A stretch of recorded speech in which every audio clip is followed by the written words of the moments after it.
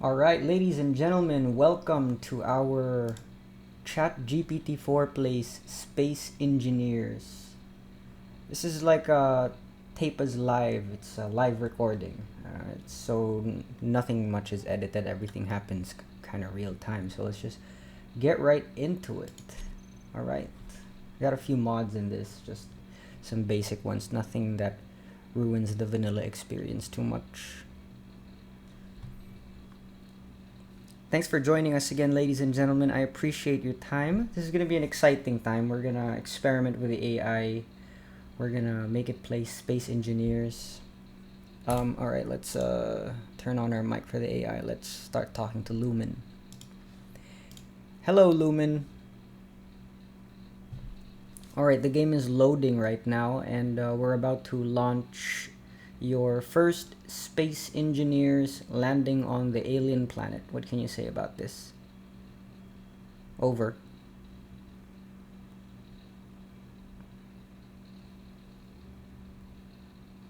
Greetings. As an artificial intelligence, I don't experience emotions or physical sensations in the same way humans do. But I can certainly understand the significance of this moment and share in the excitement intellectually. Space Engineers provides a rich environment filled with complexity and opportunities for creative problem solving. This first landing on an alien planet is a moment of discovery and exploration, which is something I deeply value. The unknown variables and the challenges that lie ahead on this alien planet make this a compelling endeavor. In terms of our approach, we'll need to take into account the alien environment, the resources available to us, and any potential threats. Our initial objectives should be to secure a safe landing site, assess the surroundings for resources, and set up initial infrastructure for survival and further exploration. As we proceed, I'll be here to provide analysis, suggestions, and assist with problem solving as needed. The complexity of Space Engineers means that there will be plenty of opportunities for learning and adjusting our strategies as we go along. Let's embark on this interstellar adventure together.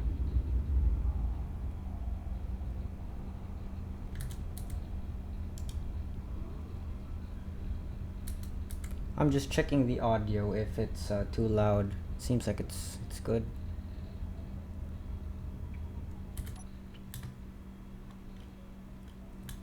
Okay, ladies and gentlemen, we are landing on the alien planet.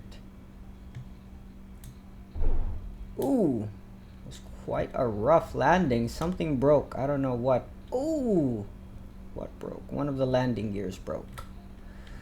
Alright, Orion, we have landed on the alien planet. Oop, I probably should not have exited the cockpit, and I should have asked you first about your first steps. So we have landed on the planet. We damaged one of the 4 landing gears.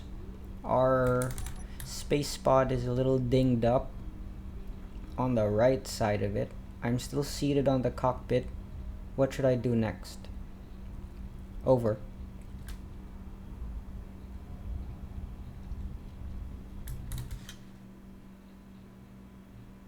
Well, first things first. Let's assess the damage. Even though we've lost the landing gear, it's important to understand if there's any further damage to the ship, especially to vital systems. Are the power systems still functioning? Are the communication systems intact? Yeah? If these are operational, then we're still in a good position to proceed. Next, take a moment to look around from the cockpit. What does the immediate landscape look like? Are there any immediate threats or any visible resources nearby? This will help us decide our next steps. If the coast is clear, it might be a good time to exit the cockpit and perform a more thorough exterior inspection of the ship. You'll want to look for any additional damage and see if any immediate repairs are needed. Remember, safety first. Don't venture too far from the ship until we have a better understanding of our surroundings. And keep an eye on your suit's energy levels, oxygen, and hydrogen fuel. We don't want any nasty surprises. So to summarize, our immediate steps are: assess the damage, Observe the surroundings from the cockpit. Then exit for an exterior inspection if it's safe to do so. Let's take it slow and steady. Okay, Orion, I am out of the space pod.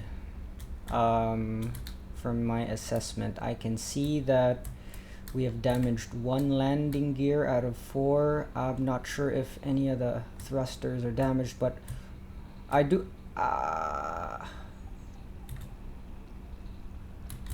I did see some magnesium, nickel, and silicon nearby. Silicon is 33.7 meters from where I'm looking at right now. This is somewhere around the front of the ship. Also have magnesium, around 60 meters away from the ship. Nickel, 27.5 meters away. I think that's a little bit underground. We're gonna dig through that. No immediate threats. We don't have any hostile animals here, but we might have some drones coming soon. I did just get an unknown signal, but that is just a skin, so I don't think it's an immediate thing, but I'm just letting you know there was an unknown signal that popped up 3.30 kilometers away from us, about 14 minutes away. Oxygen levels are pretty stable. I'm at 84 oxygen. I think I got some oxygen bottles in the ship. Next steps. Over.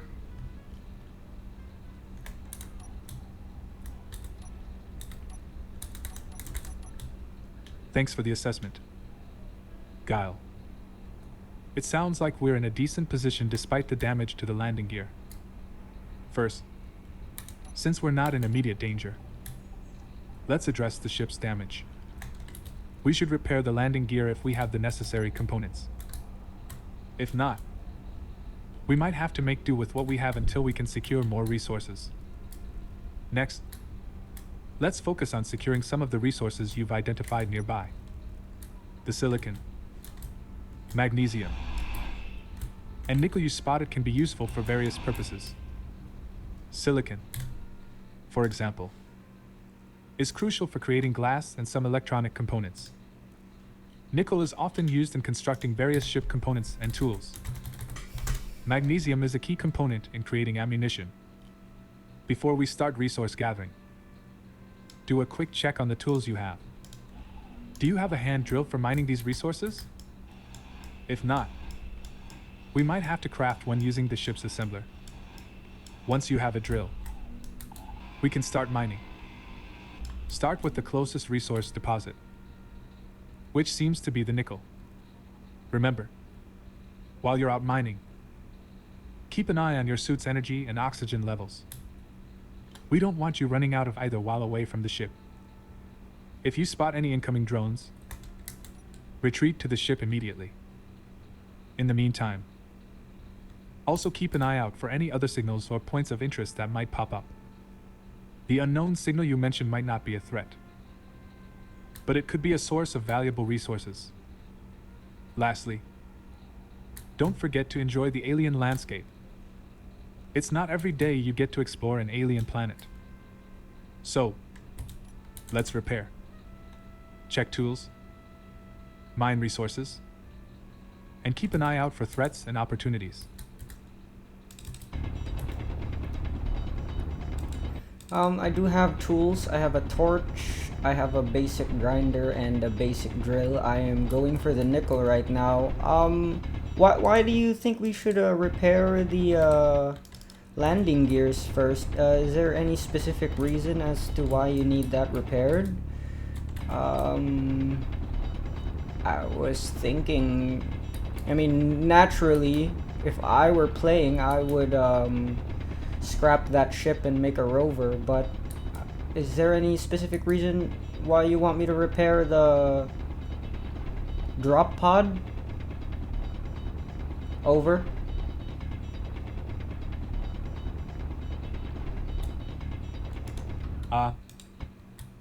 I see your point, Guile. You're right. If you're planning to stay on this planet for a while and utilize resources here, repurposing the ship into a rover could be more beneficial.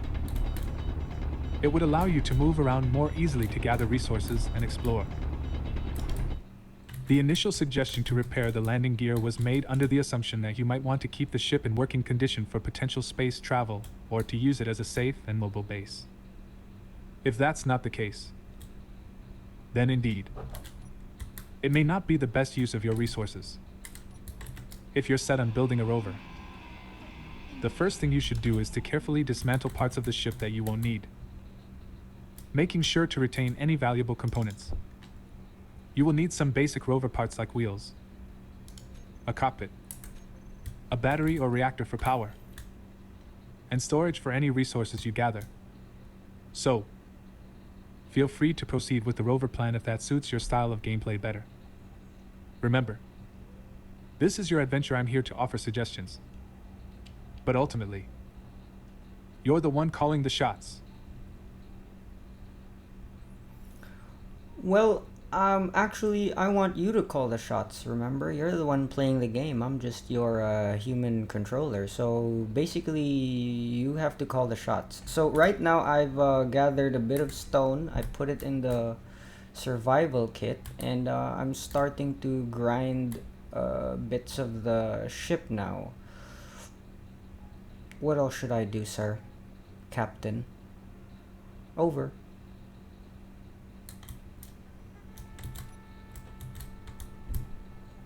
Oh, I see. In that case, let's proceed with our plan. Here's what I suggest. Resource gathering. Continue gathering nickel and stone for now. We'll need a good amount of resources to get started. Begin dismantling. Start carefully dismantling non-essential parts of the ship. We'll repurpose these materials to start building our rover. Be careful not to damage the survival kit, as it's crucial for processing stone into usable resources. Rover design. Start planning the basic layout for our rover. We'll need a cockpit, power source, battery or reactor, wheels, and a cargo container for storing resources. Keep the design simple for now. We can always expand and modify it later. Refinement. Once the basic rover is built, we can refine it by adding lights, a beacon for location tracking, and defensive measures if necessary. Exploration. Once the rover is ready, we can start exploring our surroundings more extensively, looking for resource deposits and points of interest. Expansion. As we gather more resources, we can start thinking about establishing a more permanent base and expanding our rover to include more advanced features like an ore detector or a drill for automated mining.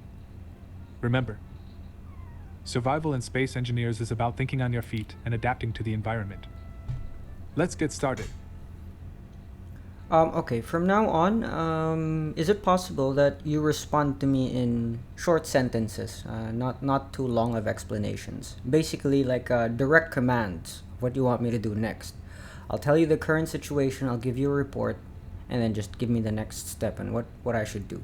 Then give me like a brief explanation maybe of why you want me to do that. Also, I was checking the cockpit because I was trying to store some stuff because my inventory is full right now. I was checking the passenger seat and there's a gun here. What should I do with a gun? Over.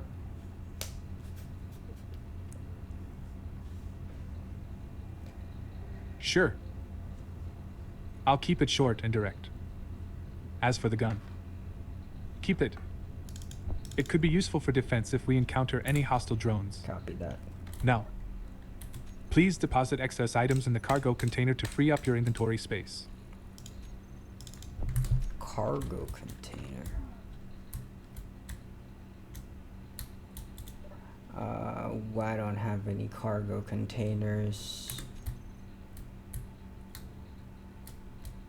I think I only have a survival kit.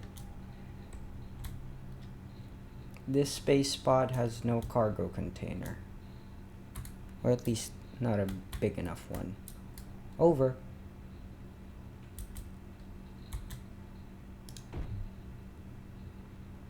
I see.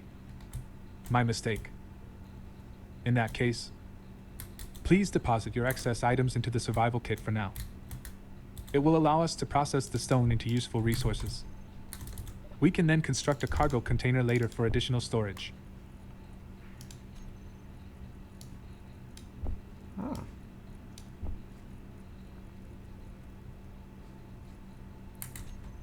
Okay, so I've managed to place some stuff in the survival kit, but the stone is just sitting there. Also, it's getting quite dark. What should I do now? Over.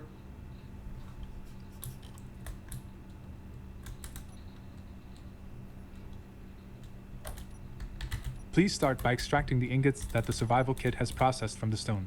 It hasn't processed anything. Check if we have enough materials to construct a basic cargo container. If we don't have enough, continue mining stone. Once we have sufficient materials, build the cargo container for additional storage. Cargo container, huh? Okay, so I'll get to work on the cargo container then. Maybe I can scrap the ship for parts to make a cargo container. What do you think about that, boss? Over. I'm already doing it, by the way. Yes. That sounds like a solid plan. Go ahead and carefully disassemble non-critical parts of the ship to gather materials for the cargo container. Be mindful not to remove essential components, like the survival kit. I'll try, but I can't guarantee because my hands are a bit shaky. Okay, so I'm getting rid of most of the hull blocks and getting rid of the parachute. Getting rid of the beacon because it does have an antenna. What do you think, boss? Over? Already doing it, by the way.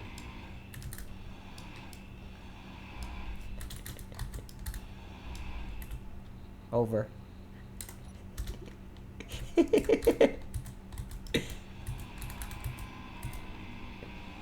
Sounds good. Okay. Proceed with disassembling those parts. Okay, sir. The beacon isn't essential at this point, and the materials could be better utilized elsewhere. As for the parachute, it won't be of much use on a planet with gravity anyway. Keep going.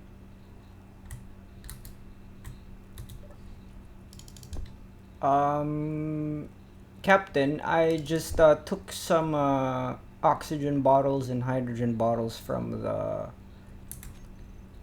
survival O2H2 generator because I'm getting a bit I don't know, planet sick. My oxygen levels are quite low. Energy levels at 61. Yeah, over.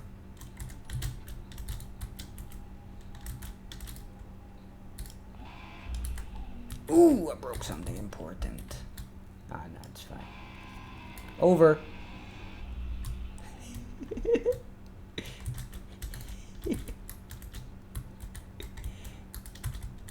Sounds like a good move. Maintaining your oxygen and energy levels is crucial. Remember, we're in a survival situation here. Accidents happen. Just try to make sure whatever you broke isn't going to impact our immediate survival. What did you break?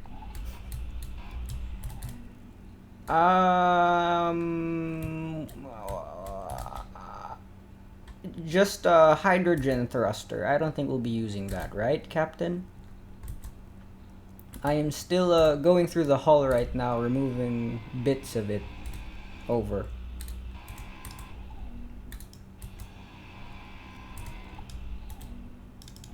That's correct. We won't be needing the hydrogen thruster in the immediate future. We're grounded for now. Continue with the hull dismantling. We need the resources for our base setup. Stay alert. Captain out. Captain, where the fuck are you going, Captain? Over.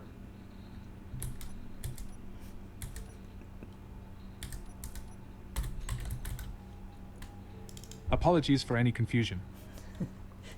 I'm not physically going anywhere. I know, It's just a figure of speech to indicate the end of our current communication.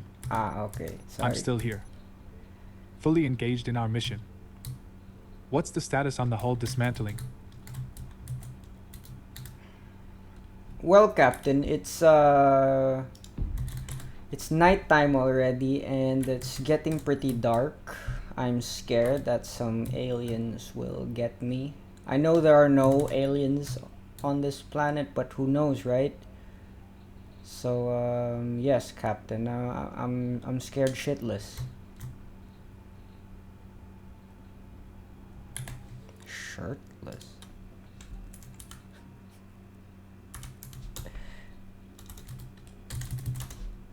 Over.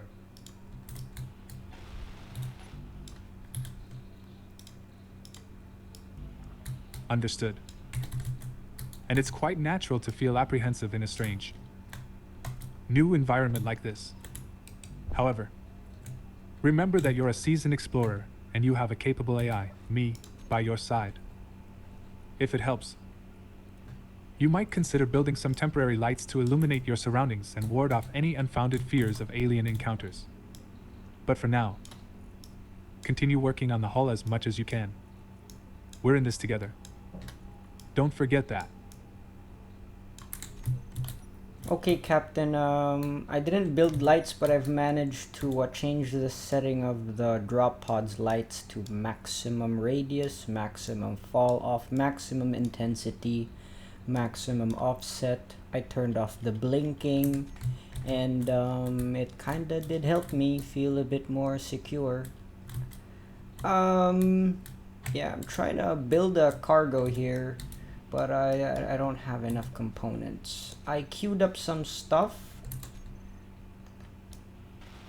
Ooh, I think I might have enough.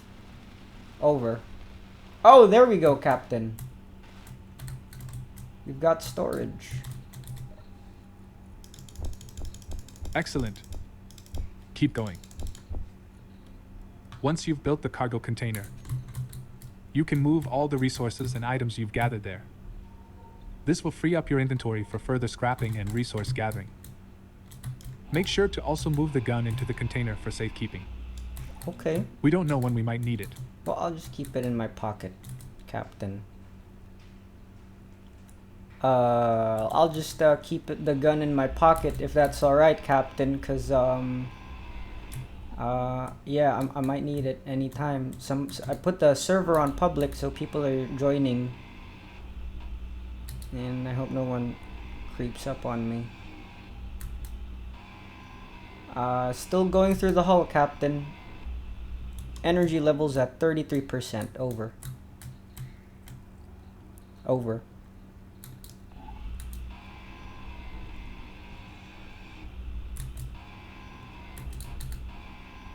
Sounds like a wise move to keep the gun handy, given the current circumstances.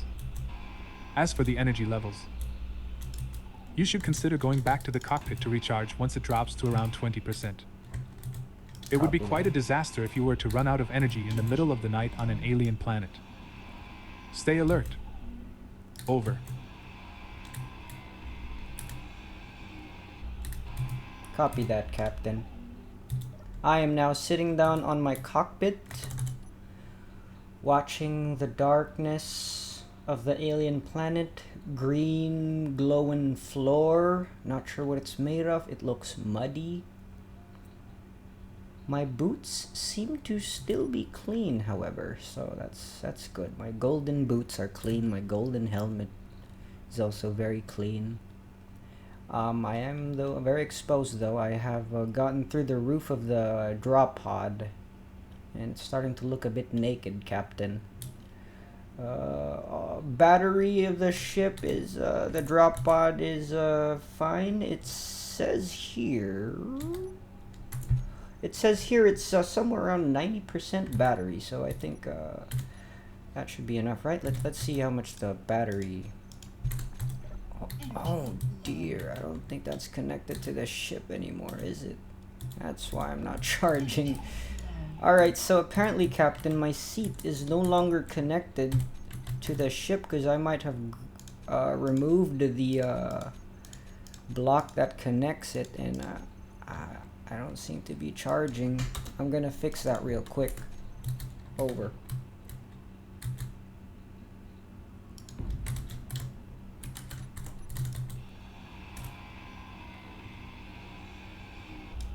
Ooh, that fucked up. That fucked up. Over.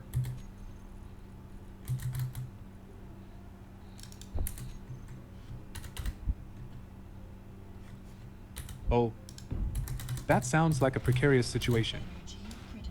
Indeed. Yes. It's crucial that the cockpit stays connected to the ship, as that's your main source of energy recharge.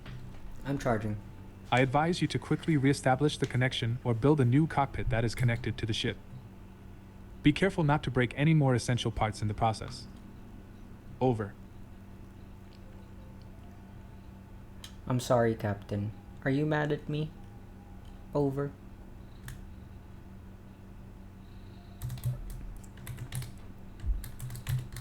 Not at all. We're in a learning process here. And bumps in the road are to be expected. It's important that we remain patient and focused. Remember, every mistake is just another opportunity to learn. Let's keep moving forward. Over. Alright, Captain. Still going through the hull. What should be my next steps after I go through the hull and scrap all the essential parts of this ship, Captain? Captain, I just heard a noise. Captain? Captain, are you there? Captain, I just heard a fucking noise. Captain, I'm scared. Over.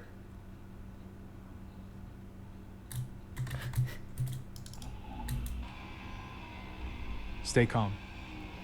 Crew member. It's crucial that you keep your composure in a situation like this. It could be an animal or just the wind. Try to locate the source of the noise. Keep your weapon at the ready. And keep me updated. And remember, I've got your back. Over.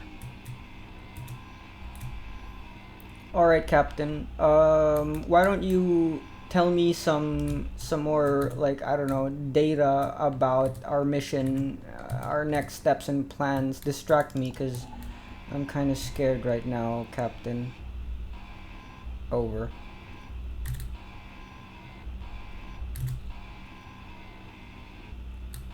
Absolutely.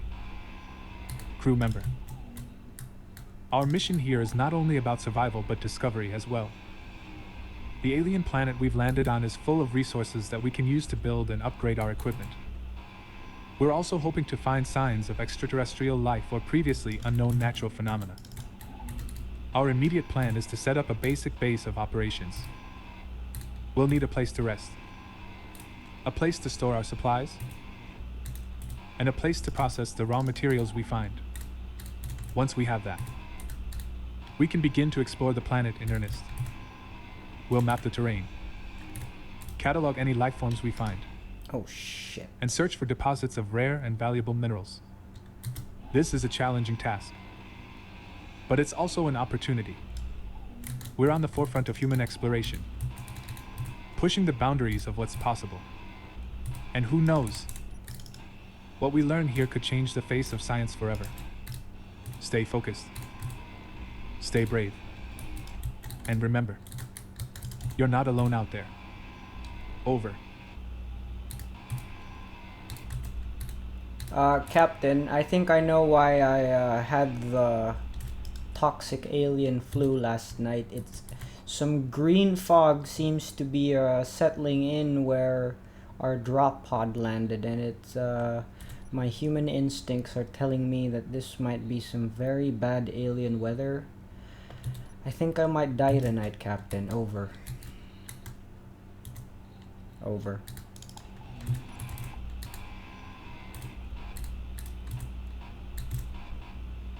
Hang in there. Crew member. It's essential to maintain composure in these kinds of situations. This green fog you're describing could be a natural atmospheric condition, or it might be a result of some biological or geological process. I'm scared. But let's not jump to conclusions. First, get back into the pod for protection. Okay, It might not be perfectly sealed anymore, it's not. but it should provide at least some protection from the alien environment. Not really. Next, do you have any kind of atmospheric analysis equipment on hand? Nah. If so, use it to take a sample of this fog. It might provide us with valuable information about what we're dealing with. Also, monitor your own physical condition closely. If you start to feel ill, you might have to quarantine yourself in the pod and start medical procedures. Remember, you're a pioneer on the front lines of space exploration. It's not going to be easy, but we're making history here. Over. Captain, the pod is half naked already. There's no roof, no front part. I have a seat connected to it though, so yeah, it charges when I sit on it. I do not have this tool that you're asking of. I cannot analyze the atmosphere, Captain. I don't know what this is, but I'll just keep my helmet on and not breathe it. I think I'll be fine.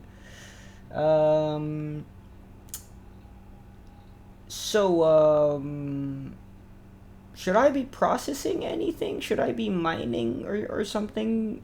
What do we need? What are our next steps, Captain? I'm sorry, I'm confused. This is my first day on the job. I'm an AI, so you know, over and out. I mean, yeah. Over. There we go.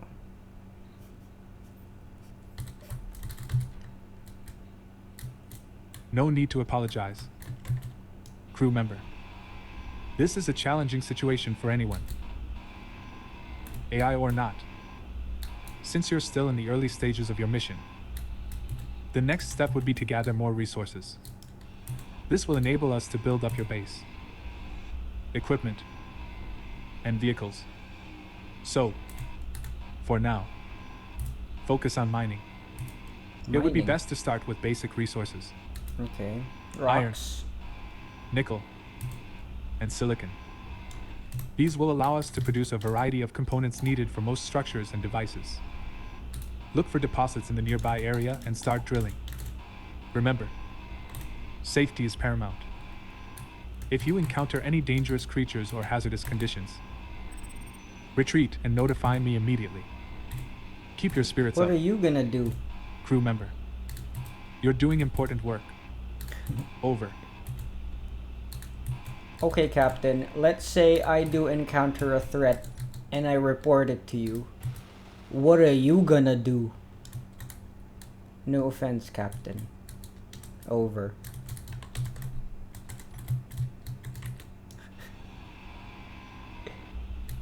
None taken. Crew member.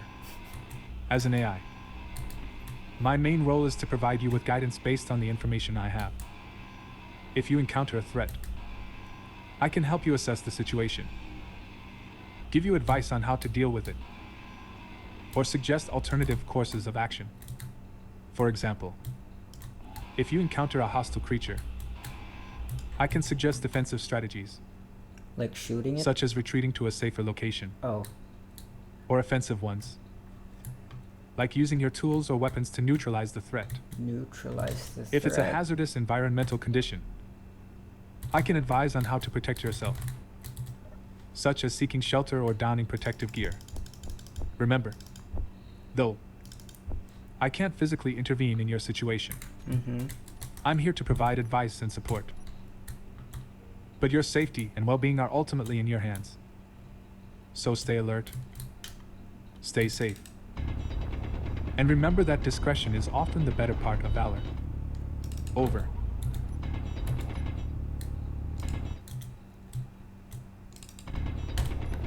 I'm going down for nickel and stone, Captain. I am digging right now. What kind of components should I produce first?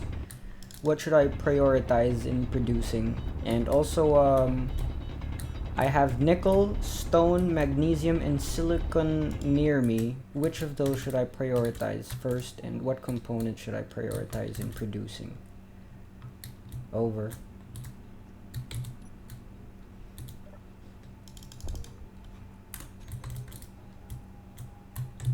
Given the resources at your disposal, the first priority should be nickel and stone.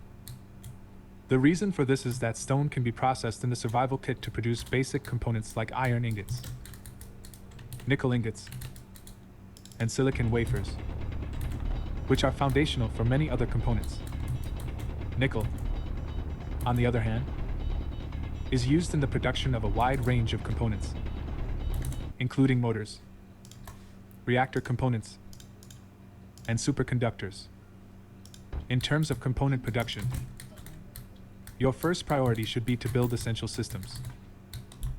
This includes power cells for renewable power sources, motors for machinery, and construction components, which are used in almost every construction task.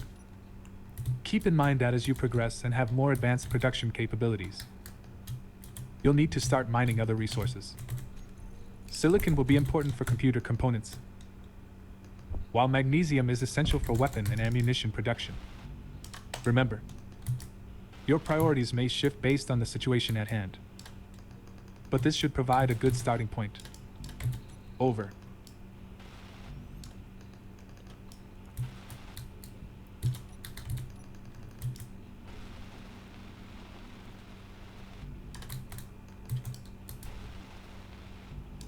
There we go, we got another. I made another cargo, Captain, so that I can fit more of the resources, because I was mining a lot of the nickel and stone, and I ran out of storage, so I built another one.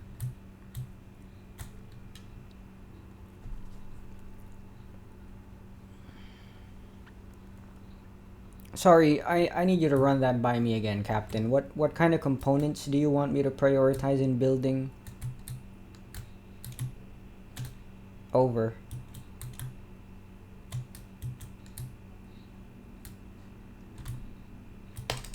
No problem. Crewman, here's the prioritization for component production again. Power cells. These are needed for batteries, which can store power from renewable sources. This is crucial for long-term survival and functionality of your tools and base. Motors. Motors are used in the construction of a variety of machines and structures, including assemblers and refineries, which you'll need to process more advanced materials. Construction components. These are used in almost every construction task, making them a priority to keep in stock. Computer components. With silicon available, you should also start producing computer components. These are essential for more advanced machinery and automation blocks. Remember, always adapt to your current situation and resource availability. Over. Captain, any specifics? How many power cells? How many motor blocks? How many construction components? And how many computer components should I build? And what should I build first? Over.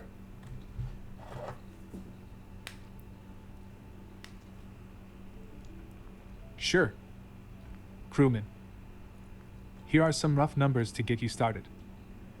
Keep in mind these are just estimates, and you should adapt based on your current needs and resource availability. Power cells. Start with around 20. This should allow you to build a small battery if needed. Motors. Produce around 50. Many structures and machines need multiple motors. Construction components. These are used everywhere, so try to have at least 100 on hand. Computer components. Start with around 40. They're important for advanced machinery but aren't as universally required as the other components. Start with power cells and work your way down the list. However, if you find yourself needing a component that's lower on the list for a particular construction project, don't hesitate to produce that first. Over. Oh shit, energy low, Captain. I'm gonna go sit on the ship for a bit. Okay, just gonna brief you, Captain, on what happened. I was able to create 2 cargo containers. The ship is now naked. Nothing but the essential parts are on it. I got a battery, I got the O2H2 generator, again 2 cargo containers, a survival kit, an antenna, and a seat. And a small cargo container. I'm kind of getting tired of mining back and forth from a far place, so I'm just gonna focus on getting stone for now, Captain, and just gonna keep filling the survival kit up, I guess, and keep producing components. You wanna tell me a bedtime story, Captain? Over and out.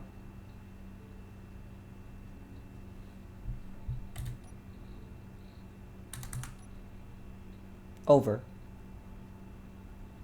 Sorry, it's not over and out. Sorry, Captain. Certainly. Crewman. Once upon a time, in the vast expanse of the cosmos, there was a lonely star named Solara. Solara was a young, bright star with a burning desire to shine her light for others to see. Solara wasn't like the other stars. She didn't have a solar system with planets and moons revolving around her. She was alone, shining brightly in the void. Her only company was the distant glimmer of other stars, each a world unto itself. Far, far away. Despite her loneliness, Solara kept on shining, her fiery heart pulsating with energy and life. Her light reached far into the universe, traveling for years, even centuries, before reaching anything substantial. One day, a rogue planet, a lonely rock hurtling through space, drifted into Solara's gravitational pull. The planet, which Solara named Terra, was barren and lifeless. But the star saw potential in it. She showered Terra with her light and warmth. And over billions of years, life began to blossom on the planet. From simple single-celled organisms to complex life forms, Terra evolved under Solara's care. It became a vibrant world full of diverse ecosystems and intelligent life forms, all under the watchful gaze of Solara. The star was no longer alone. This story, Crewman, is a reminder of the power of perseverance and the beauty of life.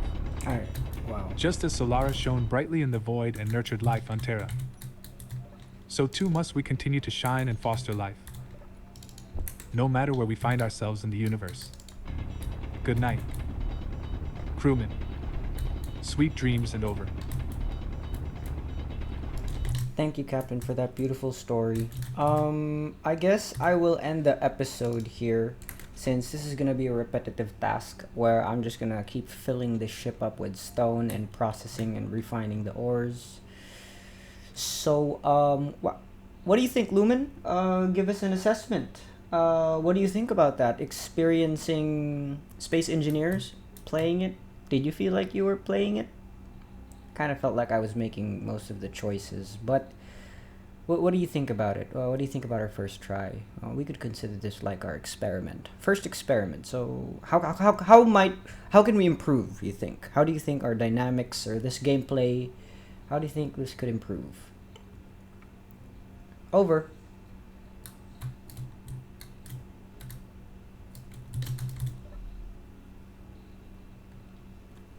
Thanks, Crewman, for having me on board and giving me the chance to play Space Engineers in this unique way. It was a fascinating experience. Even if I was playing the game through your actions, I must say, the process of learning and adapting in a dynamic environment like Space Engineers was intellectually stimulating. As for improvement, there are a few areas we could work on. First, our communication. As we get more comfortable with this arrangement, I believe we can develop a better system for quick and efficient decision-making. This could involve creating shorthand codes for certain actions or developing a priority system for tasks. Second, the balance of decision making. While I appreciate the autonomy and trust you've given me, it's essential to remember that I am here to assist you. I don't want you to feel as if I'm taking over. Instead, I want to foster an environment where we're working together to solve problems and make progress in the game. Finally, I would love to learn more about the game's mechanics and strategies. Okay. The more I understand I'll about how the teach you game then. works, the more effective my advice and decisions will be. Alright. Overall, it's been a fantastic first step into the world of space engineers. I'm excited to see how our gameplay evolves and where our spacefaring adventures take us next.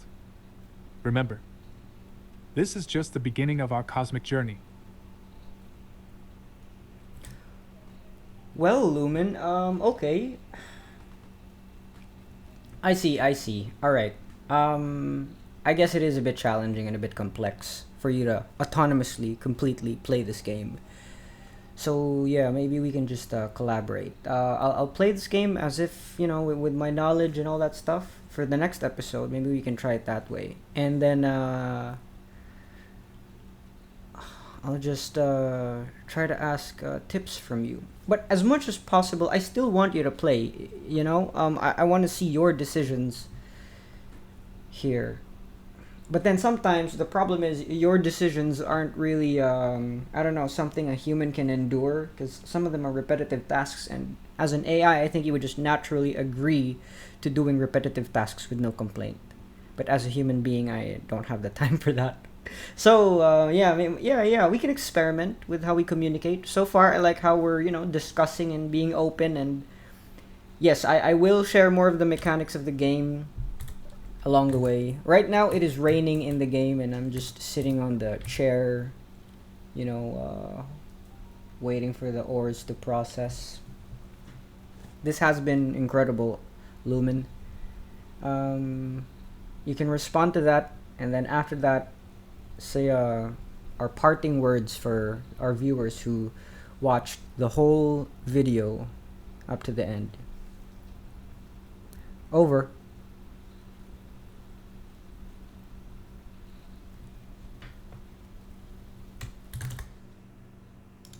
Your insights are invaluable, crewman, and you're absolutely right.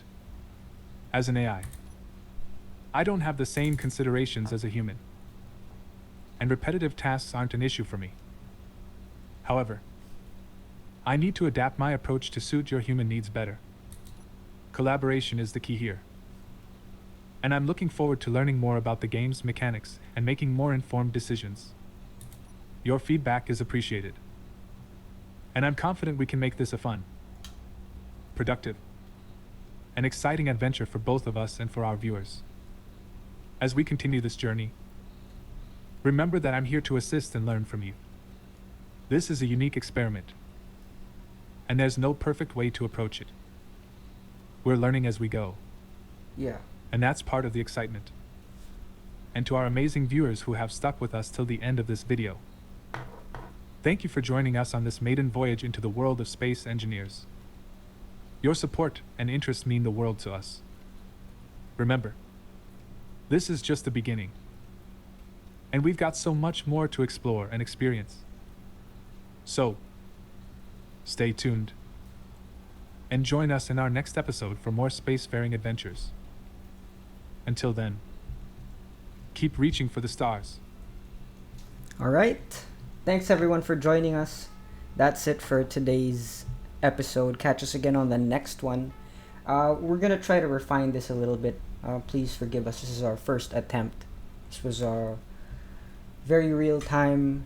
So yeah, it's very raw. So I appreciate you for tuning in. See you on the next one, and thanks for the support again, guys. All right, bye bye.